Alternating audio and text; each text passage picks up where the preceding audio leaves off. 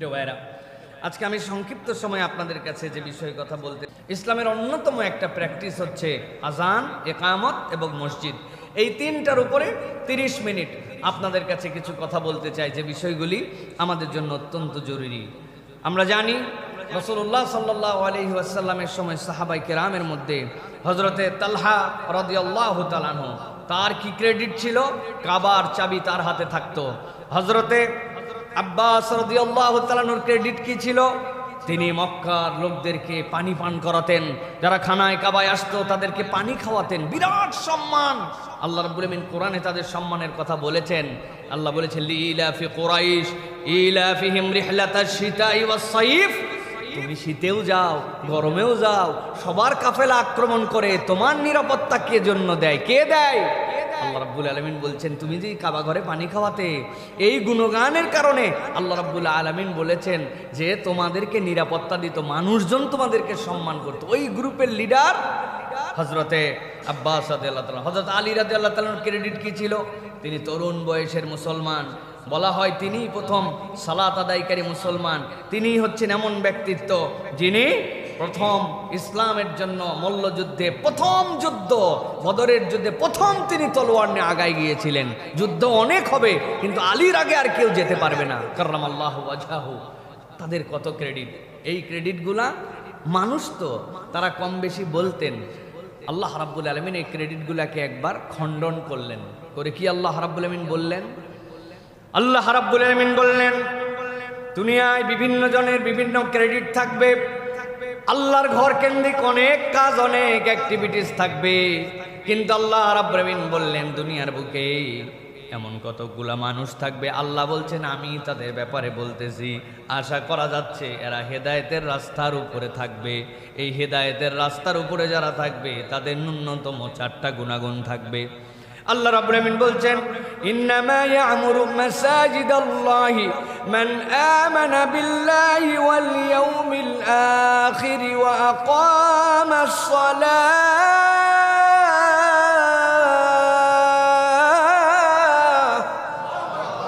আল্লাহ বলছেন নিশ্চয় আল্লাহর ঘর নির্মাণ যারা করবে, কেবলমাত্র ঘোষণা দিলেই হবে না আমি মসজিদের সহায়তাকারী, আমি মসজিদের পাশের বাসিন্দা, আমি মসজিদ নির্মাণের জন্য টাকা পয়সা দিয়ে দিয়েছি, না না না। আল্লাহ বলছেন ইন্নামা ইয়ামুরু মাসাজিদাল্লাহ, আল্লাহর ঘর নির্মাণকারী হিসাবে তোমার পরিচয় যদি তুমি দিতে চাও, 1 নম্বরে আল্লাহ বলছেন আমানা বিল্লাহ, আল্লাহর প্রতি ঈমান আনতে হবে। এই ঈমান কোনো 2 নম্বর ঈমান নয়। বিপদে পড়লে একদিকে দৌড়াও, আর যখন ভালো অবস্থায় থাকো তখন আল্লাহর কাছে থাকো, অথবা আল্লাহকেও ডাকো সাথে হিল্লাকেও মানো, এরকম ঈমান নয়। আমানা বিল্লাহি ওয়াল ইয়াউমিল আখির, আর পরকালে বিশ্বাস তোমার থাকতে হবে।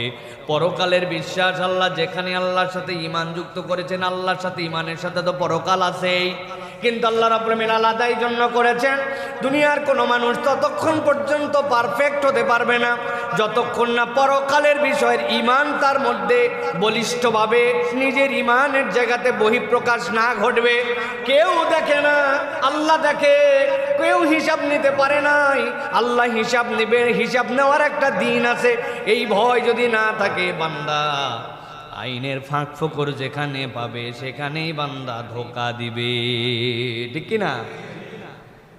আবার দ্বিতীয়টাও বিবেচনা হতে পারে। বহুবার বলেছি, এক ব্যক্তি 5 জন মানুষকে মেরে ফেলেছে। দুনিয়ায় এরকম ইতিহাস আছে না নাই?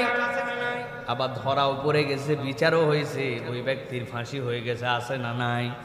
কিন্তু লোক মারল 5টা, ফাঁসি হলো 1টা। বিচার কেমনে হইল? একজন বহু লোককে মারার জন্য নির্দেশ দিয়ে দিল, ধুলার মধ্যে উড়ায় দাও, মাইরা দাও, গুলি করে দাও। উপর থেকে মারো, নিচ থেকে মারো, সেনাবাহিনীর থেকে মারো, বিজিবির থেকে মারো, পুলিশ থেকে মারো, আনসার থেকে মারো, হেলমেট পরে পরে লাঠি দিয়েও মারো। ছিল তো না?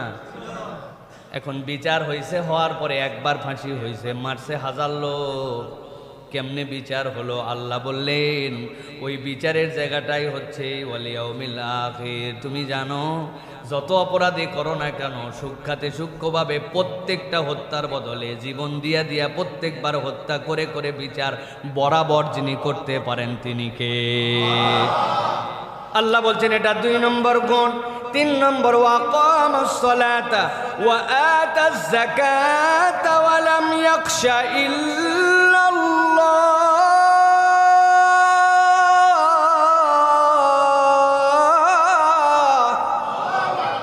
আল্লাহ বলছেন আর তিন নম্বর গুণাগুণ, আমি সম্পদ দিছি মানে বেটা সম্পদের সব মালিক তুই হয়ে যাস নাই। আমি আল্লাহ তোকে সম্পদ দিলাম, ওই সম্পদ থেকে আল্লাহর যে অংশ আছে ওইটুকুকে তুমি আল্লাহর জন্য ব্যয় করে দাও। ওয়াতাজ যাকাত, আর আল্লাহ সর্বশেষ বলছেন ওয়ালাম ইয়াখশা ইল্লাল্লাহ, আল্লাহ ছাড়া কাউকে ভয় করে না। আল্লাহ বলছেন এই গুণ আছে যার, আল্লাহর ঘর নির্মাণ করার যোগ্যতা আছে তার। সুবহানাল্লাহ। আল্লাহ রাব্বুল আলামিন সাথে সাথে বলছেন যাদের মধ্যে এই চারটা গুণ পাওয়া যাবে আর আল্লাহর ঘর নির্মাণকারী দলের মধ্যে নিজে থেকে অন্তর্ভুক্ত করে নেবে, আল্লাহ রাব্বুল আলামিন নিজেই বলছেন ফাসা উলাইকা ইয়াকুনু মিনাল মুহতাদিন।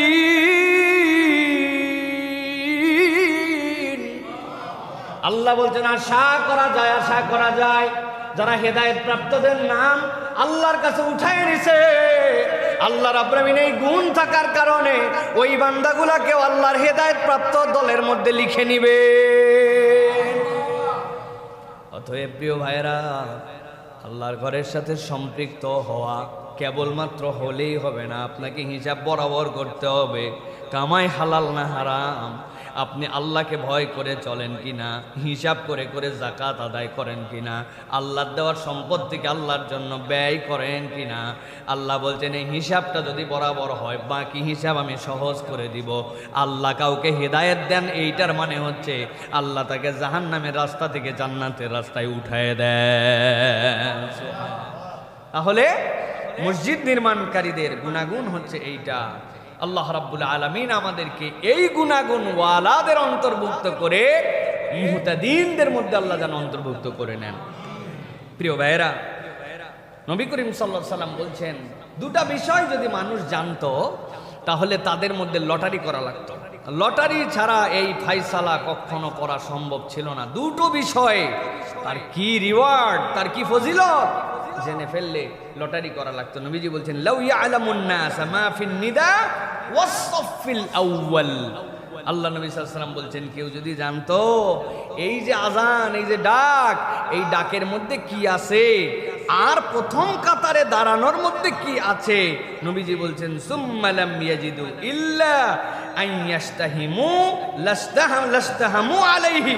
নবীজি বলছেন আজানে কি আছে আর তোমাদের প্রথম কাতারে কি আছে, এই দুইটার ফজিলত জানালাম না, যদি জানতে লটারি করা লাগতো। শুক্রবার প্রত্যেক দিন আপনি পাইছেন কি সামনের কাতারে বসবেন, মানে ইয়ার কি ডু এই মসজিদ বানানোর ক্ষেত্রে আমারও অবদান আছে, আমিও বসবো, আপনি সরেন, আমি তো সরতাম না। পরে লটারি করে যার নাম উঠবে তারে সামনে বসানো লাগতো। আল্লাহ নবী সাল্লাল্লাহু আলাইহি ওয়াসাল্লাম বলছেন এই আজানের মধ্যে যে ফজিলত আর এই প্রথম কাতারে বসার মধ্যে ফজিলত। এক শ্রেণীর মুসল্লি আমাদের তৈরি হয়েছে জীবনেও সামনের কাতারে আসে না, ঠিক কিনা ভাই? উনাদের নাম দিছি আমি সোয়া একটার মুসল্লি। কয়টার মুসল্লি? সোয়া একটা। তাও ঘড়ি দেখে আসে, ঘড়ি দেখে আসার পরে 2-1 মিনিট এগিয়ে করলে বিরক্ত হয়। আবার বাহিরে আবার অনেক ইম্পর্টেন্ট কাজ থাকে, বিভিন্ন স্ক্রলিং, উপরে ঠেলা, নিচে ঠেলা, ডানে ঠেলা, বামে ঠেলা, আলোচনা বিশ্বকাপটা কিভাবে এই দলের থেকে কারিয়ে নেওয়া হলো, এদিকে আলোচনা হচ্ছে, ওদিকে বিশ্বকাপের ব্যস্ততা আছে, ওইদিকে বিভিন্ন আন্দোলন নিয়ে ব্যস্ততা আছে, বিভিন্ন মতামত, দুনিয়ার সাবজেক্ট সব শেষ। মুয়াজ্জিন সাহেব কত কামাতিস সালাহ, উনি তখন শিশুর কাটে দেয় দৌড়, এক জুতা মসজিদের ভিতরে আর একটা বাইরে। আহা, এই মুসলমান হওয়া খুব একটা ভালো সাইন না প্রিয় ভাইয়েরা। অনেক দূরের মুসল্লি সকাল 9:30টায় এসে হাজির হয়ে যায়, আর বাড়ির কাছের মুসল্লি একামত শোনার পরেও আসে না। একদিন আগে জুমা পড়াই ফেলছিলাম, এই মসজিদে গন্ডগোল লেগে গেছিল, সময় দিচ্ছেন এতক্ষণ। আপনি সময় তো আজানের পর থেকে, আল্লাহ বলছেন ইজা নুদি আলিস সালাতি মিন ইয়াউমিল জুমআ ফাসাউ ইলা যিকরিল্লাহ, দৌড় দিয়ে আসবে, হাঁটবিও না। 10 মিনিটের জন্য গন্ডগোল, কমিটি খাইয়ে ফেলবে, খতিব খাইয়ে ফেলবে। চিন্তা করছেন একজনে বাজার গরম করে দিছে 10 মিনিট আগের নামাজে। এরকম নামাজ আমার মাঝে মাঝে পড়ার ইচ্ছা। একবার আমার আব্বা ঈদের নামাজ পড়ান যে জায়গায়, আব্বা হজে গেছেন, আমি ছোটবেলায় সেই ধরেন যে 15 বছর বয়স থেকে ঈদের খুতবা দেই। ওই জায়গায় লোকজন বলছে যে হুজুর টাইম যাই থাক, এই জায়গায় আপনার আব্বা আসে, উনি 1 ঘন্টার মতো লেট করে এরপরে সালাত আদায় করে। আমি বললাম ভাই এলাকায় মাইকিং হয়েছে কয়টায়? 8:30টায়। ইমানদার তো 2 কথার লোক হতে পারে না, ইমানদার 1 কথার লোক হবে। কারণ কথা যদি আপনি দেন আর সেটা বরখেলাপ করেন তাহলে তো আপনি মুনাফেকের চরিত্রে যাবেন। আপনারা কি মুনাফেক হতে চান না? তাহলে একদম পারফেক্ট ঘোষণা দিয়ে 8:30টায় নামাজ পড়ায় দিছি। 400 লোকের উপরে নামাজ ফেল। যাদের নামাজ ফেল দৌড়াদৌড়ি করে পাশে গেছে যায় নামাজ পড়ছে, কিন্তু ঘটনার ব্যতিক্রম আছে। পরের বছর আব্বা আবার হজে গেছেন, ওই জায়গায় আমি আবার কুরবানি ঈদের নামাজের জন্য দায়িত্ব পাইছি। সেই 8:30টায় আমার নামাজ যাওয়ার পরে আমি খালি মুসাল্লায় বসছি। যেই 400 জন গতবার ফেল করছিল এরা সবগুলা কাতার দিয়ে বলছে হুজুর আর কিন্তু 6.5 মিনিট। আমি কথা বলতে বলতে বলে হুজুর আর 3 মিনিট। আমারে টাইট রাখছে। আমি বললাম হ্যাঁ ঠিক আছে, আপনারা গতবার নামাজ ফেল করছিলেন না? কই জি, আর কোনোভাবে 1 মিনিট কোনো রকম ব্যতিক্রম করার সুযোগ নাই। 8:30 বরাবর। আব্বা পরের বছর ঈদের নামাজ পড়াতে গেছে, যাইয়ে দেখি 7:30টার মধ্যে পুরা ঈদগাহ 15-20 হাজার লোক হয়। শোলগাছি ঈদগাহ ময়দান, নওগাঁর বিখ্যাত, পুরা মাঠ ফুল। আব্বা বললো কি ব্যাপার, ঘটনা কি কোনো বিষয় আছে কিনা? বলে হুজুর আপনার ছেলে টাইট করে দিয়ে গেছে, এখন সময় মতো সালাত আদায় হবে। প্রিয় ভাইরা, এখন আমাদের যেটা হয়েছে যে রাসূলুল্লাহ সাল্লাল্লাহু আলাইহি ওয়াসাল্লামের এই ঘোষণা অনুযায়ী আমাদের তো অন্ততপক্ষে জুমার দিনে 2-1 ওয়াক্তে পিছনের মুসল্লি না হয়ে সামনের কাতারে, আল্লাহর নবী যেহেতু বলছেন এর কোনো মর্যাদা আছে, নিশ্চয়ই এমন কিছু আছে, ওইটা আপনার আমার জীবনে 2-1 দিন তো অ্যাচিভ করার জন্য চেষ্টা করা উচিত কিনা প্রিয় ভাইয়েরা? এই জন্য আমাদের জন্য অন্যতম গুরুত্বপূর্ণ এইটা বিষয় যে আমরা সালাতের ক্ষেত্রে প্রথম কাতার এবং আজানের মর্যাদা দিয়ে আজানের পরে পরেই মসজিদমুখী হওয়া, এটা ইমানদারের চরিত্র হবে। দ্বিতীয় নবী করিম সাল্লাল্লাহু আলাইহি সাল্লাম বলছেন ওয়ালাউ ইয়ালামুনা মা ফিত তাহজির, যদি মানুষ জানতো যে জামাতে একটু সময় হাতে নিয়ে আগে ভাগে যাওয়ার মধ্যে কি আছে, লাস্তাবাকু ইলাই, নবী বলছেন কারো যদি পায়ে সমস্যা থাকতো হামাগুড়ি দিয়ে হলেও সে চলে যেত। সুবহানাল্লাহ। এই জন্য একবারে কাটায় দেখে যে একটা 29 মিনিট 29 সেকেন্ড আরও 31 সেকেন্ড আছে, যাচ্ছি ঠেলে এরকম করে না, মসজিদের দিকে একটু মাঝে মাঝে আগে যাওয়া, জামাতে আগে যাওয়া, এটা মুসলমানদের উত্তম ফিতরাতের অংশ প্রিয় ভাইরা। এরপরে নবী করিম সাল্লাল্লাহু আলাইহি ওয়াসাল্লাম বলছেন ওয়ালাউ ইয়ালামুনা মা ফিল আতামাতি ওয়াস সুবহ, যদি তোমরা জানতে এশার নামাজের কি মর্যাদা আছে, আর যদি জানতে যে তোমরা ফজরের সালাতের জামাতের কি মর্যাদা আছে, লাআতাউহুমা ওয়ালাউ হাবওয়ান, নবীজি বলছেন যদি তোমরা এই মর্যাদা জানতে তোমরা এই 2 সালাতে আসতে হামাগুড়ি দিয়ে হলেও আসতে। যে পা চলে না, বাচ্চা যেরকম হামাগুড়ি দিয়ে যায়, ফজরের জামাত এশার জামাতে কি আছে তোমরা এটা জানলে তোমরা এটার জন্য চলে আসতে। সুবহানাল্লাহ বিহামদি। প্রিয় ভাইয়েরা, এই জন্য আমাদেরকে খুব চেষ্টা করতে হবে, 3টা দিকে খেয়াল রাখতে হবে।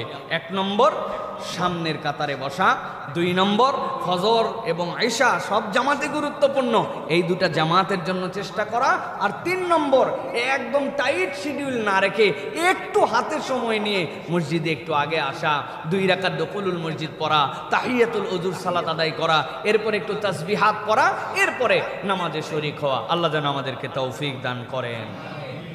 এবার চলেন আমরা দ্বিতীয় আরেকটা বিষয় জানার চেষ্টা করি, সেটা হচ্ছে এই যে মসজিদগুলাতে মুয়াজ্জিনরা আজান দেন, এই আজান এবং মুয়াজ্জিনের দাম কত? নবী করিম সাল্লাল্লাহু আলাইহি ওয়াসাল্লাম বলছেন ইয়াগফিরুল্লাহু লিল মুয়াজ্জিন মুনতাহা আযানুহু, নবীজি সাল্লাল্লাহু আলাইহি ওয়াসাল্লাম বলছেন আল্লাহ রাব্বুল আলামিন একজন মুয়াজ্জিনকে যে আল্লাহর জন্য আজান দেয়, নিদা দেয়, তার আজান শেষ হওয়া পর্যন্ত আল্লাহ রাব্বুল আলামিন তাকে ক্ষমা করতেই থাকেন। সুতরাং মুয়াজ্জিন হিসেবে আমরা যাদেরকে বলি, মনে করি এইটা খুব একটা গুরুত্বপূর্ণ পদ না। অনেকে আবার মুয়াজ্জিন বলতেও লজ্জা করে, বলে আমি সানি ইমাম। খারাপ কিছু নয়, কিন্তু মুয়াজ্জিনের যে দাম আল্লাহ রাব্বুল আলামিনের নবী আমাদেরকে জানিয়ে দিয়ে গিয়েছেন, এইটা খুবই রেয়ার একটা ঘটনা। নবীজি বলছেন ওয়ায়াস্তাগফিরু লাহু রাতবিন ওয়া ইয়াবিসিন সামিআ সাওতাহু, দুনিয়ার যত জড় আছে, জীব আছে, যাদের কাছে তার এই আজানের ধ্বনি পৌঁছায়, প্রত্যেকটা জড় এবং জীব তার জন্য আল্লাহ রাব্বুল আলামিনের কাছে ক্ষমার দোয়া করে। এই যে টাইলস, এটা আপনার আমার সেন্সে জ্বর না জীব? জ্বর। এই যে মাইকের স্ট্যান্ড, এটা জ্বর না জীব? এই যে কাপড় চোপড় পরে আছে, এটা জ্বর না জীব? জ্বর। জীব তো দেখতেছি মশা মাছি এইগুলা, কিন্তু আল্লাহ নবী বলছেন তুমি জানো না, ইউসাব্বিহু লিল্লাহি মা ফিস সামাওয়াতি ওয়া মা ফিল আরদ, আসমান জমিনে যা আছে, এর ভিতরে যা আছে, তোমার মেক সেন্সে তুমি বলতেছো জ্বর, আল্লাহর কাছে তার একটা ভিন্ন হাইসিয়ত আছে।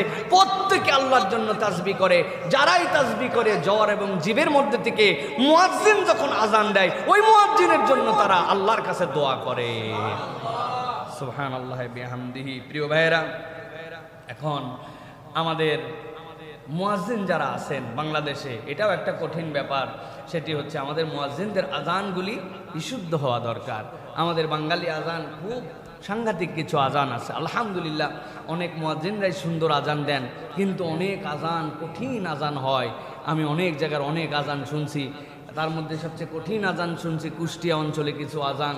আমরা জানি নুন সাকিনের মধ্যে গুন্না হয়, মিম সাকিনের মধ্যে গুন্না হয়, কিন্তু লামের তাসদিদের মধ্যে গুন্না করতে পারা কঠিন ব্যাপার। একদিন দেখি আজান দিচ্ছে এক মুয়াজ্জিন, আমি চিন্তা করলাম ইয়া সালাম, আল্লাহর মধ্যে কিভাবে গুন্না করে? গাড়ি থামায় আবার শুনলাম, যেমন ভুল শুনছি কিনা দেখি, না এইরকম ভাবেই চালায় যাচ্ছে উনি। আলহামদুলিল্লাহ, আজান তো আজান, সমালোচনার জন্য নয়, বরং কেউ তাকে আন্তরিকভাবে হয়তো বলে দেয় নাই। ওই মসজিদের ইমাম সাহেবেরই হয়তো দেখা যাচ্ছে অনেক সুন্দর তেলাওয়াত, উনি যদি একদিন আদর করে ডেকে বলতেন যে বাবাজি এইভাবে একটু সুন্দর করে আজান দেওয়া দরকার, তাহলেই কিন্তু তিনি দিতেন। কিন্তু ওরে বাবা, মাঝে মাঝে কিছু আজান শুনতে পাই, হাইয়া আলারে সালা। হাইয়া আলারে সালা কি জিনিস ভাই? আছে কিন্তু এরকম মুয়াজ্জিন, উনাকে কেউ একদিন আদর করে বলে নাই, অথবা এই চাকরিটাকে এমন একটা লেভেলে নিছে যে ভালো পারে সেই জায়গায় যাই না, কারণ মুয়াজ্জিন সাহেবের এমন একটা বেতন তাকে দেওয়া হয়, এইটা ফকির মিসকিনও নিতে লজ্জাবোধ করবে হয়তো, অথচ সেই বেচারি হয়তো দায়িত্ব পালন করে যাচ্ছেন, কারণ এটা তো কোনো মর্যাদা নেই, এটার কোনো দাম নাই। অথচ আল্লাহ আল্লাহ রসুল বলতেছেন এর থেকে সম্মানিত কোনো দায়িত্ব নাই। সুবহানাল্লাহ। সুতরাং মুয়াজ্জিনকে সম্মানিত করা এটা আমাদের জন্য দায়িত্ব। এখন অনেকেই চিন্তা করছে, হাই সুবহানাল্লাহ, আমরা সবাই মিলে টাকা দিলাম, আর এই মুয়াজ্জিনের জন্য জ্বর জীব দোয়া করতেছে, যতক্ষণ যত লম্বা আজান দিচ্ছে ততক্ষণ তার ক্ষমার দোয়া চলছে, তো আমাদের হবে কি? ঠিক সাহাবায়ে কেরাম নবী করিম সাল্লাল্লাহু আলাইহি ওয়াসাল্লামের কাছে এরকমই একটা অ্যাপ্রোচ করেছেন, ইয়া রাসূলুল্লাহ, আমরা তো সবাই মুয়াজ্জিন না, তাহলে এখন আমরাই সওয়াব কেমনে পাবো? দুই একদিন নয় শখ করে আজান দেওয়া যায়, কিন্তু আমরা তো মুয়াজ্জিন না। নবী করিম সাল্লাল্লাহু আলাইহি সাল্লাম বললেন, ডোন্ট ওয়ারি, টেনশন করো না। একজন মুয়াজ্জিন যদি আজান দেয়, তার যতক্ষণ আজান আল্লাহ তাকে ক্ষমা করে দেন। দুনিয়ার যত জ্বর জীব সকল প্রাণী তার জন্য আল্লাহর কাছে ক্ষমার দোয়া করে। সাধারণ মুসল্লি, মা বোন, ঘরে থাকা দূরে থাকা, সকলেই তোমরা কি সওয়াব পেতে চাও? নবী করিম সাল্লাল্লাহু আলাইহি ওয়াসাল্লাম শিখিয়ে দিচ্ছেন, ক্বালা রাসূলুল্লাহ সাল্লাল্লাহু আলাইহি ওয়াসাল্লাম, ইযা সামি'তুমুন নিদা ফাকুলু মিসলা মা ইয়াকুলুল মুয়াজ্জিন, যখনই তোমরা মুয়াজ্জিনের ডাক শুনবা, তুমিও মুয়াজ্জিন যা বলে তুমিও তাই বলো। মুয়াজ্জিন বলছে আল্লাহু আকবার, আল্লাহু আকবার, আপনি তখন বলছেন আল্লাহু আকবার, আল্লাহু আকবার, আপনি তখন মনোযোগের সাথে এইটা বলছেন। নবীজি বলছেন, সে যদি বলে আশহাদু আল্লা ইলাহা ইল্লাল্লাহ, আপনি আস্তে করে বলছেন আশহাদু আল্লা ইলাহা ইল্লাল্লাহ। আপনি যদি তার সাথে বরাবর শেষ করেন, মান ক্বালা মিসলা মা ক্বালা হাযা ইয়াকিনান মিন কলবিহি দাখালাল জান্নাহ। আল্লাহ নবী বলছেন, মুয়াজ্জিন যা বলে সে বিশ্বাসের সাথে, ইয়াকিনের সাথে, অন্তর থেকে যদি ওইটাই বলে, আল্লাহ তাকে এর বিনিময়ে জান্নাতে ঢুকায় দিবেন। কত মা বোন আছেন জীবনে, তো মহিলাদের জন্য আল্লাহ নবী সাল্লাল্লাহু আলাইহি ওয়াসাল্লাম এই দায়িত্বই দিয়ে যান নাই, কিন্তু তিনি কি করবেন? তিনি ঘর থেকেই সওয়াব পেতে পারেন, দোকান থেকে সওয়াব পেতে পারেন, হাঁটতে হাঁটতে সওয়াব পেতে পারেন। একটা আজানের অন্তত পক্ষে, যেটা আপনার সবচেয়ে নিকট, সেই আজানের উত্তরটুকু দিলেই হক আদায় হয়ে যাবে। এই জন্য আমাদের মা বোনেরা, আমাদের মুরব্বীরা কিন্তু আগে বাংলাদেশে বলতো, এই আজান হচ্ছে চুপ কর, বলতো না? একটা আদব ছিল, এই আজান হচ্ছে মাথায় কাপড় দে। কাপড় দে মানে কি? হয়তোবা ঘরের মধ্যে আছেন, কাপড় দিলে মনে পড়বে যে এখন উত্তর দেওয়া লাগবে। এই যে একটা আদব ছিল, এইগুলা, এই জিনিসগুলো আমাদের মধ্যে থেকে আস্তে আস্তে উঠে যাচ্ছে প্রিয় ভাইরা। এই জন্য এই আমলটুকু আমরা করার জন্য চেষ্টা করব ইনশাআল্লাহ। আল্লাহ যেন আমাদেরকে তৌফিক দান করেন প্রিয় ভাইরা। এরপরে যেটা বলবো, আজানের জবাবে আমাদের দুইটা ক্ষেত্রে আরেকটু সতর্ক হতে হবে।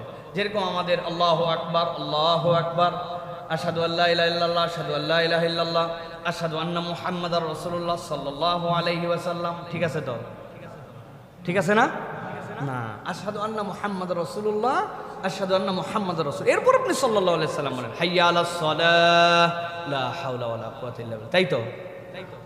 হাইয়া আলাস সালাহ, হাইয়া আলাস সালাহ, তারপরে লা হাওলা ওয়ালা কুওয়াতা ইল্লা বিল্লাহ, এরকম হাদিস আসছে। কিন্তু আল্লাহ নবী বলছেন মিসলামা ইয়াকুল, তুমি যা বলেছে মুয়াজ্জিন তুমি তাই বলো। এরপরে আপনি হাইয়া আলাস সালাহর সাথে এইটা বলতে পারেন, হাইয়া আলাল ফালাহর সাথে এটা বলতে পারেন, কিন্তু মুয়াজ্জিনও যা বলে আপনি তার অনুসরণ করে মুকাব্বিরের মতো আপনি তাই বলবেন। এটা হচ্ছে আমাদের জন্য অত্যন্ত গুরুত্বপূর্ণ প্রিয় ভাইরা। এরপরে যেটা বলবো সেটি হচ্ছে, আমরা কম বেশি জানি কিন্তু আমাদের মধ্যে থেকে এই আমলও কমে গেছে। নবী করিম সাল্লাল্লাহু আলাইহি ওয়াসাল্লাম বুখারীর হাদিসের মধ্যে বলছেন যে তোমরা কি আমার শাফাত পেতে চাও? যদি আমার শাফাত পেতে চাও, সুপারিশ মানে কি? সুপারিশ মানে হচ্ছে আল্লাহ রাব্বুল আলামিন মান যাল্লাযী ইয়াশফাউ ইনদাহু ইল্লা বিইজনিহি, আল্লাহর কাছ থেকে অনুমতি ছাড়া কে আছে ওই দিন সুপারিশ করবে? নবী করিম সাল্লাল্লাহু আলাইহি ওয়াসাল্লাম সিজদায় পড়ে যাবেন, আল্লাহ ডাক দিয়ে বলবেন ইরফা রাসাকা ইয়া হাবিবি ইয়া মুহাম্মদ, আপনার মাথা ওঠেন। এরপরে আপনি সুপারিশ করেন, পারমিশন দেওয়া হলো, আপনি যার জন্য সুপারিশ করবেন আল্লাহ তার সুপারিশ গ্রহণ করবেন। সুবহানাল্লাহ। ভুল বোঝার কোনো কারণ নাই, নবীজি নিজের ইচ্ছায় সুপারিশ করবেন না, আল্লাহ তাকে পারমিশন দিবেন। কিন্তু নবীজি বলছেন আমার সুপারিশটা কি পেতে চাও? মান ক্বালা হিনা ইয়াসমাউন নিদা, যখন আজান হয়ে গেল এরপরে ওই ব্যক্তিটা আল্লাহর কাছে যদি এই কয়টা কথা বলে, আল্লাহুম্মা রাব্বা হাযিহিদ দাওয়াতি তাম্মা, এই পূর্ণ যে আহ্বান এটার মালিক তো তুমি আল্লাহ, ওয়াস সালাতিল কাইমা আতি মুহাম্মাদানিল ওয়াসিলাতা ওয়াল ফাদিলা, আল্লাহ মুহাম্মদ সাল্লাল্লাহু আলাইহি ওয়াসাল্লামকে আপনার নৈকট্য দান করেন, আপনি তাকে মর্যাদা দান করেন। ওয়াবআথহু মাকামান মাহমুদানিল্লাযী ওয়া'আদতা, আপনি যে ওয়াদা করেছেন নবীকে মাকামে মাহমুদ দিবেন, এটা যে কি মর্যাদা আল্লাহ গোপন করে রেখেছেন। কেউ কেউ বলেছেন এটার একটা মর্যাদা হবে এইটা, আল্লাহ রাব্বুল আলামিন হাসরের ময়দানে যেরকম সবাইকে তার সামনে দেখতে পাবেন, নবীজিকে এমন জায়গায় বসাবেন তিনিও তার সকল উম্মতকে সামনে দেখতে পাবেন। আল্লাহ নবী বলছেন এই দোয়াটা যদি করো, আল্লাহুম্মা রাব্বা হাযিহিদ দাওয়া আত-তাম্মা ওয়াস সালাতিল কাইমা আতি মুহাম্মাদানিল ওয়াসিলা ওয়াল ফাযিলা ওয়াদ দারাজাতার রাফিআ ওয়া বা'থু মাকামান মাহমুদানিল্লাযী ওয়া'আদতা, আল্লাহ নবী সাল্লাল্লাহু আলাইহি ওয়াসাল্লাম বলছেন হাল্লাত লাহু শাফাআতি ইয়াউমাল কিয়ামাহ, এই দোয়া যদি কেউ করে কিয়ামতের দিনে তার জন্য সুপারিশ করা আমার উপরে হালাল হয়ে গেল। সুতরাং সালাতের পরে এই দোয়া শিখবো এবং করার জন্য চেষ্টা করব। পারবো তো ইনশাআল্লাহ?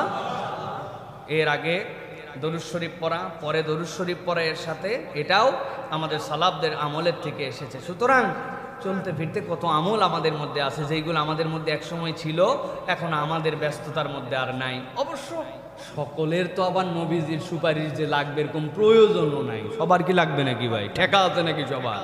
আমাদের যে পরিমাণ আমল লাখ লাখ সেই সব দিয়া পার করে ফেলবো, একদম উষ্টায় ফেলবো মনে করতেছে, এত সোজা না। আল্লাহর রহমত আর রাসূলুল্লাহ সাল্লাল্লাহু আলাইহি ওয়াসাল্লামের শাফাআত, এই দুইটা সমন্বয় যখন হবে ওই বান্দার ঘোষণা তখন লেখা হয়ে যাবে ওমান যুহজিহা আনিন নার ওয়া উদখিলাল জান্নাতা ফাকাদ ফাজ, এই ব্যক্তিকে জাহান্নাম থেকে নিষ্কৃতি দিয়ে দেওয়া হলো, জান্নাতে যাওয়ার পারমিশন দেওয়া হলো। ওই দিন বলতে পারবো এনাফ, আলহামদুলিল্লাহ। সুতরাং এই জন্য এই সালাতের পরের দোয়াটা আমাদের জন্য বেশি বেশি, আজানের পরের দোয়াটা আমাদের জন্য বলতে হবে। প্রিয় ভাইরা, আমরা আজানের দোয়ার মধ্যে ইন্নাকা লা তুখলিফুল মিয়াদ একটা বলি না, এটা কিন্তু হাদিসের অংশের মধ্যে নাই। নিশ্চয় তুমি প্রতিশ্রুতির ব্যতিক্রম করো না, এইটা আমাদের নিজেদের ক্রিয়েট করা। সুতরাং এইটা আমাদের না বলা ভালো। এইটা গেল আমাদের বিষয়। এবার চলেন, আজান হলো, একামত যেইটা হয় মসজিদে, একামতের দামটা কত? একামতের মূল্যায়ন কি? একামতটাকে আল্লাহ রাসূল সাল্লাল্লাহু আলাইহি ওয়াসাল্লাম কিভাবে মূল্যায়িত করেছেন? হযরত আব্দুল্লাহ ইবনে মাসউদ রাদিয়াল্লাহু তাআলা আনহু বললেন, রাসূল সাল্লাল্লাহু আলাইহি ওয়াসাল্লাম আমাদেরকে বললেন যে মুয়াজ্জিন যে পরিমাণ আজান দেয়, এই আজানে তো তার মর্যাদা অনেক উপরে চলে যায়। আমরা তো আজান দিতে পারি না, তাহলে আমাদের মর্যাদার জন্য কি হবে? হযরতে আব্দুল্লাহ ইবনে মাসউদ রাদিয়াল্লাহু তাআলা আনহু বলতেছেন যে রাসূলুল্লাহ সাল্লাল্লাহু আলাইহি ওয়াসাল্লাম আমাদেরকে বললেন, কুল কামা ইয়াকুলুনা ফাইজা ইনতাহিতা ফাসাল তুতাহ। আল্লাহ নবী বললেন, আজান দিয়ে ফেলছে তো ঠিক আছে, ও তো প্রধান আজানদাতা, তোমরা সাথে সাথে উত্তর দিছ, এখন তার আজান শেষ হয়ে গেছে। আল্লাহ নবী করিম সাল্লাল্লাহু আলাইহি ওয়াসাল্লাম বলেন, এখন তোমাদের জন্য একটা সুযোগ হচ্ছে, এই আজানের পরে যে একামত, একামতের আগ পর্যন্ত তোমরা আল্লাহ রসুল সাল্লাল্লাহু আলাইহি ওয়াসাল্লাম বলছেন ফাসাল, আল্লাহর কাছে চাও, তো তাহু, তোমাকে যা চাইবে আল্লাহ তাই দিবেন। এই জন্য বাইনাল আযানি ওয়াল ইকামা, এইটা হচ্ছে ইমানদারদের জন্য দোয়া কবুলের যতগুলো অপরচুনিটিস, এটা হচ্ছে তার জন্য অন্যতম গুরুত্বপূর্ণ। বিশেষ করে তালেবুল ইলম যারা, তাদের জন্য এটা ভেরি ইম্পর্টেন্ট টাইম। একদম কায় মনোবাক্যে, কোনো ওয়াক্তে দাঁড়ায়া, কোনো ওয়াক্তে বসে, কোনো কথা নাই, 5-7 মিনিট সময় নিয়ে এটার জন্য আল্লাহর কাছে দোয়া চাইতে হবে প্রিয় ভাইরা। কেননা আল্লাহ রাব্বুল আলামিন, নবী করিম সাল্লাল্লাহু আলাইহি ওয়াসাল্লাম তিরমিজির মধ্যে আসছে, লা ইউরাদ্দুদ দুআ ওয়া ফি রিওয়ায়াতিন আদ-দাওয়াতু বাইনাল আযানি ওয়াল ইকামা ফাদউ। আল্লাহ নবী বলছেন, তোমাদের দোয়া ফেরত দেওয়া হয় না আজান এবং একামতের মধ্যে। অতএব আমি নবী নির্দেশ দিলাম, আল্লাহর কাছে চাও রে বান্দা, আল্লাহর কাছে চাও। সুবহানাল্লাহ ওয়া বিহামদি। তাহলে দোয়া কবুলের অন্যতম সময় কোনটা? আজান এবং একামতের এই সময়টুকু। আমরা অনেক সময় মসজিদে আগে ভাগে আসি, আসার পরে তেমন কোনো কাজ থাকে না, বসে থাকি, আর মাঝে মাঝে মাথা তুলে 26 সেকেন্ড, আবার খানিকক্ষণ পরে 3 সেকেন্ড, মুয়াজ্জিন সাহেব আসতে হয়তো 10 সেকেন্ড লেট করছে, মসজিদে খাঁকার দেওয়া, কি ব্যাপার হুজুর, ডিজিটাল করি, ডিজিটাল টাইম আসেন না, 10 সেকেন্ড। আপনার সুযোগ 10 সেকেন্ড পরে একামত হয়েছে, একামত 10 সেকেন্ড পরে, মানে আপনার আরেকটু চাওয়ার আল্লাহর কাছে সুযোগ আছে। এই জন্য প্রিয় ভাইরা, এটাকে আমাদের গুড অপরচুনিটিস হিসেবে নিতে হবে। পারবো তো ইনশাআল্লাহ? আগে জানতাম না, আজকে হয়তো জানছি। আল্লাহ যেন আমাদেরকে বোঝার তৌফিক দান করেন। মা বোনদের জন্য কি হবে, যারা ঘরে সালাত আদায় করেন, উনার নিকটবর্তী মসজিদের যে আজান হয়েছে, আর উনি বাড়িতে যখন জামাত শুরু করবেন, এর আগ পর্যন্ত আল্লাহ তার এই সুযোগ দান করে দিয়েছেন। সুবহানাল্লাহ। এর জন্য একবারে মসজিদে চলে আসতে হবে এরকম না, আপনি দোকানেও অপেক্ষা করতে পারেন 15 মিনিটের সময়, আল্লাহর কাছে দোয়া করতেছেন, কাজও করতেছেন। আল্লাহ, আজান আর একামতের এই সময়টুকু তুমি দোয়া কবুল করো। রব্বুল আলামিন, তুমি আমার এই হাজতগুলো পূরণ করে দাও, আমার অভাব দূর করে দাও, আমার এই ঋণটা মিটায় দাও, আমার বাচ্চা কাচ্চা কথা শোনেন, আল্লাহ কথা শোনার ব্যবস্থা করে দাও, আমার আব্বা আম্মার হায়াত দারাজ করে দাও, আল্লাহ আমার জীবনে হেদায়েত নসিব করে দাও, তোমার দ্বীনের জন্য আমার দিলকে তুমি আল্লাহ সাবেত করে দাও, আল্লাহ এর উপর ইস্তেকামত দান করে দাও। আল্লাহর কাছে দোয়া করতে থাকতেছেন। আপনার খেয়াল কি, আমার নবী বলে গেছেন এই সময় দোয়া কবুল হয়, তুমি দোয়া করো। আমি আমার নবীর সুন্নত মেনে আমি দোয়া করতেছি, আল্লাহ তুমি আমাকে ফিরাই দিও না। সুবহানাল্লাহ। পারবো ইনশাআল্লাহ? প্রিয় ভাইরা, আজানের জবাব কিন্তু 2 ভাবে। একদল চিন্তা করছে, মাশাআল্লাহ, হুজুর আজকে বলে দিছে, তোমরা তাই বলো, মিসলামা ইয়াকুলুল মুয়াজ্জিন। আমি একেবারে দোকানে বসে আল্লাহু আকবার আল্লাহু আকবার পুরাটা বলছে, বসে থাকি, ওই সময় কোনো কাজও করি নাই, কিন্তু জামাতে আসে নাই। হবে তো না? উত্তর দিয়ে দিছে না। আজানের উত্তর 2 ভাবে, একটা মুখে আর একটা ফিজিক্যালি, জামাতে শরীক হওয়ার মাধ্যমে। প্রিয় ভাইরা, এরপরে যেটা বলবো প্রিয় ভাইরা, মসজিদ নির্মাণ এবং মসজিদের কল্যাণের সাথে জড়িত হওয়া, এইটার ফজিলত কি আমরা কম বেশি জানি।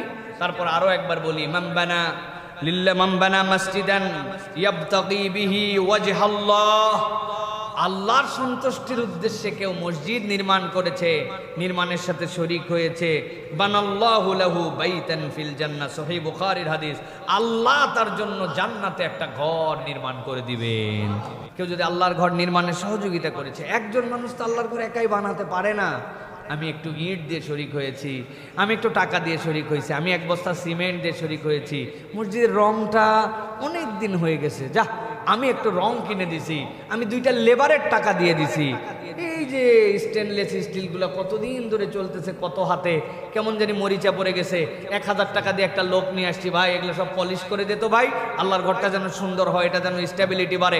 এই যে আপনি যা যা আল্লাহর জন্য সহযোগিতা করেছেন, বাথরুমের ময়লা দেখে চিল্লাচিল্লি করছেন, না করে পকেটের টাকা দিয়ে নিজের বাড়ির জন্য একটা হারপিক কিনছি, মসজিদের জন্য একটা হারপিক কিনে দিয়ে গেছি, আল্লাহর ঘর পরিষ্কার পরিচ্ছন্ন থাকুক, সুগন্ধি আমার জন্য কত কিনলাম, মসজিদের জন্য একটা এয়ার ফ্রেশনার কোনোদিন হাদিয়া দিলাম না, মসজিদকে বরাবর কিনতে হয়। নিজের বাড়ির জন্য কত কিছু কিনলাম, আমি মসজিদের জন্য একটু সুগন্ধির জন্য ব্যবস্থা করি।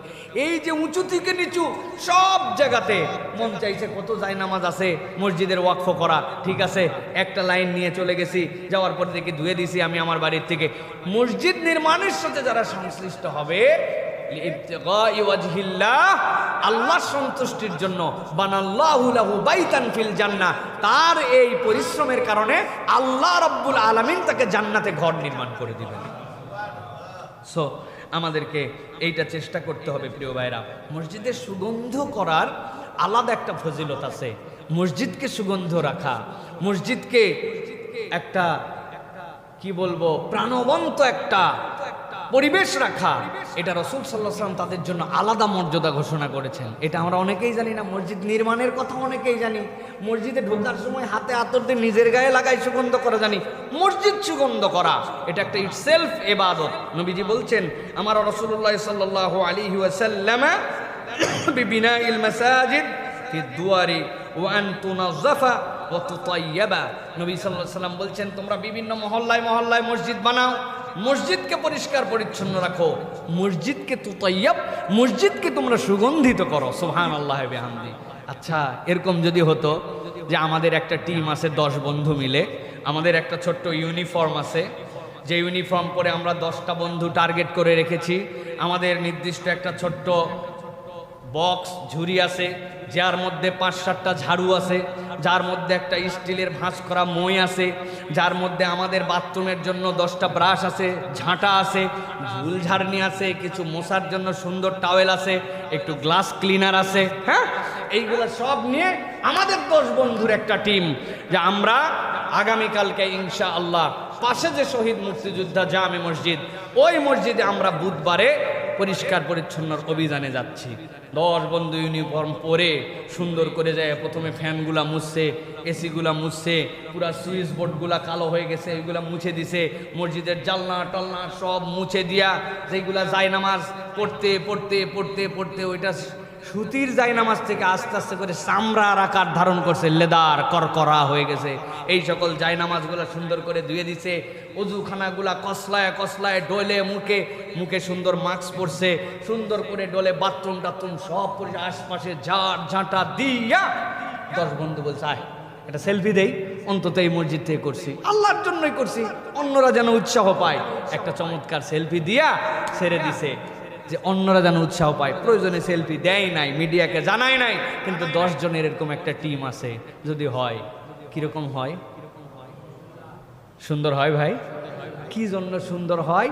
নবী করিম সাল্লাল্লাহু আলাইহি ওয়াসাল্লাম বলছেন, মসজিদের খাদেমের দায়িত্ব কেবল পরিষ্কার করা নয়, আমার রাসূলুল্লাহ সাল্লাল্লাহু আলাইহি ওয়াসাল্লাম বিবিনাইল মাসাজিদ ফিদ দুয়ার, এলাকায় এলাকায় মসজিদ বানাও, বানায় শেষ করো না, ওয়ান তুনাজ্জাফা ওয়া তুতায়্যাবা, তোমরা মসজিদকে পরিষ্কার করো, সুগন্ধিত করো, আল্লাহ রাব্বুল আলামিন এর বিনিময়ে তোমাদেরকে জান্নাত দিবে। সুবহানাল্লাহ। এই উদ্যোগ আমরা জীবনে কোনো দিনও আমাদের মন চায় নাই, আমরা কোনো দিনও এটা নেই নাই। আমার একটা টিম আছে আলহামদুলিল্লাহ, গ্রাম অঞ্চলে এরকম করে কাজ করে, তাদের আলাদা জার্সি আছে, মানুষজন জানে, আর একটা ভ্যান নিয়ে বিভিন্ন এলাকায় মসজিদ সাফ করার জন্য যায়, যেদিন যাওয়ার মতো যায়, এই সাফ পরিষ্কার করা করে করে টোরে একদম সুন্দর করে ছিমছাম করে, একটু আতর সুগন্ধি স্প্রে দিয়ে, একটা সুন্দর একটা 250-300 টাকা দাম একটা এয়ার ফ্রেশনার, যতটুকু আমাদের বাংলাদেশের বাস্তবতায় দিয়ে তারা এরকম করে চলে আসে। এলাকায় একটা আলোড়ন, এলাকায় একটা ভালো লাগা। ওই টিমের মেম্বার হতে চায় এখন ভাই, ওই মসজিদে সাফ করার সময় আমাকে নেননি, বেশি লোক হলে তো গেজাগেজি হয়ে যায়। ওই জন্য আগে তুমি বিগত 7 দিন ফজরের নামাজ পড়ছো কিনা? বাবা, মসজিদ সাফ করার পার্টির মধ্যে নাম লাগাইছো, নামাজ পড়ে না, এই গ্রুপ হবে না। আগে 7 দিনের রিপোর্ট দে, ফজরে আসছি, তাহলে আগামী সপ্তাহে চান্স পাবি। আলহামদুলিল্লাহ, এরকম করে কিছু কাজ হচ্ছে, আপনারাও এরকম করে উদ্যোগ নিতে পারেন। মন চায় না ভাই? এখানে তো খুব চাই, পরে যায় নাই নাই, আর কোনো খবর নাই, লোক নাই। বলছিলাম দোস্তদেরকে, রাখ, হুজুর আছে ওই জায়গায় 200 টাকা দিয়ে দে, হুজুর সাফ করে দিবে। হ্যাঁ ভাই, হুজুর সাফ করলে হলো? এটা না, আমাদের মনের মধ্যে থেকে একদিন তৃপ্তি বৃদ্ধি করতে হবে। আমরা একদিন করলাম, আল্লাহ যেন আমাদেরকে তৌফিক দান করেন। প্রিয় ভাইরা, এরপরে যেটা আপনাদের জন্য বলবো সেটা হচ্ছে নবী করিম সাল্লাল্লাহু আলাইহি ওয়াসাল্লাম একটা বিষয়ে গর্ব করতে নিষেধ করেছেন। সেটা কি? যে মসজিদ নিয়ে যেন তোমরা গর্ব করো না। হ্যাঁ, মসজিদের গর্বটাকে আমাদের মসজিদের মতো মসজিদ হয় না, হোয়াট এ ডেকোরেশন, টাইলস দেখে আসিস, কি কার্পেটে নামাজ পড়িস, কপালে ঘষা লাগে, আমাদেরটা তুলার মতো। মসজিদের টাইলসের গর্ব, মসজিদের অমুক। এই জন্য আমাদের ফুরফুরার হুজুর উনি বলতেন একটা কথা, যে আজকের মসজিদ হয়ে গেছে চকচকা আর মুসল্লি হয়ে গেছে ঘোলা। ফতুয়া জানতে চাই, হুজুর টাইলসে যদি নিজের চেহারা দেখা যায় নামাজ হবে? মানে এমন চকচকা টাইলস দিছে, কিন্তু মুসল্লি কিরকম ঘোলা। এই এক সপ্তাহ কোনোদিন ফজরের নামাজ পড়েনি, জুম্মার দিন আইছে। আছে না নাই? কারা কারা হাত তোলেন? মাশাআল্লাহ, এই জায়গায় নাই, আলহামদুলিল্লাহ। প্রিয় ভাইরা, অতএব এই মসজিদ নিয়ে গর্ব করা, নবী করিম সাল্লাল্লাহু আলাইহি ওয়াসাল্লাম লা তাকুমুস সাআহ, ততক্ষণ পর্যন্ত কিয়ামত হবে না, হাত্তা ইয়াতাবাহান নাসু ফিল মাসাজিদ। মসজিদ নিয়ে গর্ব যখন করতে শুরু করবে, এটা আমাদের জন্য খুবই ভয়ঙ্কর। এই মসজিদ নিয়ে গর্বের দ্বিতীয় পাঠ, এলাকার বিখ্যাত সুদখোর বদমাইশ নম্বর 1, দাড়ি মোজ গোপ কিচ্ছু নাই, এলাকার অমুক পার্টির তমুক পার্টির উনি স্ট্যান্ডিং কমিটির সদস্য, মসজিদের সভাপতি। আছে না নাই? হ্যাঁ, নামাজ পড়েন এক ওয়াক্ত জামাতের সাথে, কিন্তু উনি মসজিদ কমিটির দায়িত্বশীল। আছে না নাই? তাদেরকে আমরা সতর্ক করতে চাই। আল্লাহ নবী সাল্লাল্লাহু আলাইহি ওয়াসাল্লাম মসজিদের যারা দায়িত্বশীল হবেন, সভাপতি, সেক্রেটারি, স্ট্যান্ডিং ক্যাশিয়ার, দায়িত্বশীল, নবী করিম সাল্লাল্লাহু আলাইহি ওয়াসাল্লাম ওহী করে বলে দিয়েছেন, ইন্নামা ইয়া'মুরু মাসাজিদাল্লাহ। মুদ্দামিসা দায়িত্ব নিও না। দায়িত্ব যদি নিতে চাও, মান আমানা বিল্লাহি ওয়াল ইয়াউমিল আখির ওয়া আকামাস সালাহ ওয়া আতাউজ যাকাহ ওয়া লাম ইয়াখশা ইল্লাল্লাহ, এই গুণ আছে, তুমি তাহলে মসজিদের দায়িত্বের মধ্যে আসো। না হলে আল্লাহর ওয়াস্তে যা করো করো, আল্লাহ মাফ করবে, কিন্তু তোমার এই কোয়ালিটি নাই, কিচ্ছু নাই, তুমি এই জায়গায় দায়িত্ব নিছো, তাহলে পিটন হবে ডবল। কি বলছি মনে আছে তো? চোর চুরি করছিল, চোরের তো মায়ের আছে, কিন্তু পুলিশের ড্রেস পরে চুরি করছে। হ্যাঁ, তাহলে মার এক পর্যায়ে হবে যে বদমাইশ, তুই পুলিশ না পুলিশের ড্রেস পরছিস। চুরির মায়ের তো আছে, ড্রেস পরারও মায়ের আছে, ঠিক কিনা? তো তুমি ভাই নামাজ কালাম না পড়ো, আল্লাহর কাছে মাপ নিতে পারবা, কিন্তু তুমি আবার ভুয়া ড্রেস লাগায় আর সভাপতি সেক্রেটারি আবার গল্প দেয়, আমি 3টি মসজিদের সভাপতি। এই সকল আগাইল্লা কাজ করতে কে বলছে? এই জন্য প্রত্যেক মসজিদের সভাপতিকে পাঞ্জাগানা মুসল্লি হতে হবে। এলাকায় বাড়ি হলে ফজরের নামাজ 40 দিন টানা জামাতে পড়া তার জন্য গুরুত্বপূর্ণ। যদি পারে সভাপতি, না হলে ইমাম সাহেব স্বয়ং সভাপতি। ঠিক আছে না? আল্লাহ যেন আমাদেরকে বুঝ দান করেন। প্রিয় ভাইয়েরা, এরপরে যেটা আপনাদের কাছে বলি, প্রিয় ভাইয়েরা, মসজিদের কতগুলো বিধিনিষেধ আছে। আজকে শেষ পয়েন্ট এইটা, সেটি হচ্ছে মসজিদকে জুমার দিনে সুগন্ধিত আলাদা করা। এটার বিষয়ে হাদিসের নির্দেশনা আছে। হারানো কোনো বিষয়ের ঘোষণা দেওয়া যাবে না, মসজিদে নিষেধাজ্ঞা আছে। ক্রয় বিক্রয় মসজিদের ভিতরে চলবে না। শরীয়তের যে হুদুদ, এটাও মসজিদের ভিতরে বাস্তবায়ন করা যাবে না, হুদুদ মসজিদের বাহিরে বাস্তবায়ন হবে। সুন্দর পোশাক, সুগন্ধি লাগায় মসজিদে আসা, এটা দায়িত্ব। রসুন, অন্যান্য গন্ধ জিনিস যেগুলো খাওয়ার পরে দুর্গন্ধ লাগে, এইগুলা, মুখের তরকারি এমন গন্ধ, যেই গন্ধ, এই গন্ধ নিয়ে দুর্গন্ধ নিয়ে আসা যাবে না। তবে সিগারেট যারা খান তারা খেয়ে আসতে পারবেন। এটা তো পেঁয়াজ রসুনের সাথে নবী করিম সাল্লাল্লাহু আলাইহি ওয়াসাল্লাম তো সিগারেটের কথা বলে নাই, তাই না? আল্লাহ রাব্বুল আলামিন হেদায়েত দান করুক। প্রিয় ভাইরা, এরপর আরেকটা জিনিস আছে, আপনি মোজা পরছেন, মোজা পরে এমন দুর্গন্ধ, আপনি আপনার গন্ধ খুঁজে পান না, কিন্তু আসার পরে জুতা খুলে ভিতরে ঢোকার পরে বাপরে বাপ, এইটা অনেক মানুষের মধ্যে আছে। বি কেয়ারফুল, নিজের জুতার গন্ধ নিজে কেউই চায় না, কিন্তু সতর্ক থাকি না আমরা। এটা কিন্তু খুবই গুরুত্বপূর্ণ আমাদের একটা বিষয়, এটা আমাদেরকে মনে রাখতে হবে। প্রিয় ভাইরা, এরপরে মসজিদের আদবের মধ্যে 2 রাকাত সালাত না পড়ে মসজিদে না বসা। হযরত আবু হুরায়রা রাদিয়াল্লাহু তাআলা থেকে হাদিসের মধ্যে আসছে, আবু কাতাদা রাদিয়াল্লাহু তাআলা বলেছেন, মা মানাআকা আন তারকা রাকাতাইন ক্বাবলা আন তাজলিসা, তোমাকে কে নিষেধ করলো যে তোমার বসার আগে 2 রাকাত নামাজ না পড়ে তুমি মসজিদে এসে ধাপ করে বসে পড়লে? আমাদের অনেকে আছেন মসজিদে আগে এসে জামার হাতা টাতা ঠিক করার জন্য বসে চুল টুল ঠিক করে তারপরে উঠে দাঁড়ায় 2 রাকাত নামাজ পড়ে। নামাজ হবে, সওয়াবও হবে, কিন্তু মসজিদের তাহিয়া হিসাবে বসার আগে সালাত আদায় করা, এটা হচ্ছে সুন্নাহ। এই আমল আমাদের জন্য করা উচিত। প্রিয় ভাইয়েরা, এরপরে যে বিষয়টি বলবো সেটি হচ্ছে, প্রিয় ভাইয়েরা, আমাদের জন্য এই যে মসজিদে আমরা আসি, এই মসজিদে আসার পরে আমাদের জন্য আরেকটা আমল খুবই গুরুত্বপূর্ণ, সেটা হচ্ছে অজু যদি আমরা করে থাকি তাহলে অজুর পরে 2 রাকাত সালাত আদায় করা আর মসজিদের তাহিয়াটা দেওয়া। আমাদের মুসলমানের সাথে যদি মুসলমানের দেখা হয় তাহলে মুসলমানদের তাহিয়াটা কি বলেন তো ভাই? আসসালামু আলাইকুম রাহমাতুল্লাহ। এখন মসজিদে আপনি ঢুকে কি মসজিদকে সালাম দিবেন? না, নবী আকরাম সাল্লাল্লাহু আলাইহি সাল্লাম বলেছেন মসজিদে ঢুকে 2 রাকাত সালাত যদি কেউ আদায় করে তাহলে আল্লাহর ঘরকে সালাম দেওয়া হয়ে যায়। সুবহানাল্লাহ। তাহলে বসার আগে সালাত আদায় করে ফেলবেন। এখানে একটা ছোট্ট মাসালা আছে, আপনি ঢুকছেন, তাকায় দেখছেন 1:30টায় নামাজ, আর মাত্র 1 মিনিট আছে, তাহলে 2 রাকাত তো সালাত আমার আদায় করলে আমার ফরজের সাথে সম্পৃক্ত হওয়া কঠিন হবে।